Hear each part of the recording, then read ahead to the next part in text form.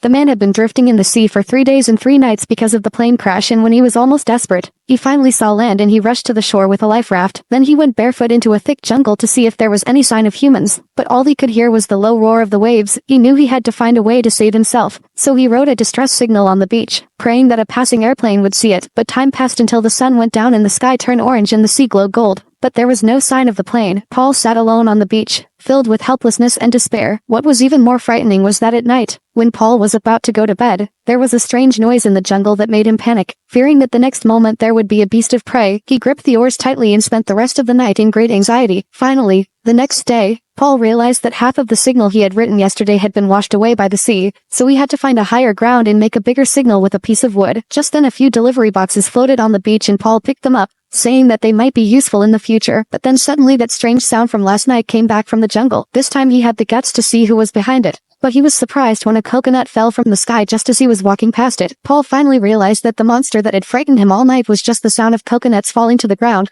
His heart finally let go. In order to quench his thirst, Paul picked up a pile of coconuts with the hard shell, but he could not do anything about it. No matter how much he knocked, not broken, how much he smashed, not broke it. But the reason why humans are called the top of the food chain is because they know how to observe and use tools. He used a stone blade to cut through the coconut skin and peeled it back layer by layer, and then cracked it again. But the coconut was open, but there was no juice left inside the shell. Luckily, Paul was not a stick in the mud, so he sharpened the stone and drilled a small hole in the coconut, and finally got a drink of the sweet coconut juice. But the coconut juice alone was not enough for him to survive. To fill his stomach, he decided to go fishing in the sea. Unfortunately, as soon as he stepped out of the sea, his feet were cut by the rocks and he didn't even get any fish scales. But soon he figured out a way to make a pair of shoes by cutting open his pants and stuffing them with leaves. And then he continued to explore the jungle, until an hour later Paul finally reached the highest point of the island. He carefully looked down and saw few living things, not to mention people, and to make matters worse, there were no other islands as far as he could see. Paul despaired at the thought of being stuck here forever, but before he could grieve, he suddenly realized that something was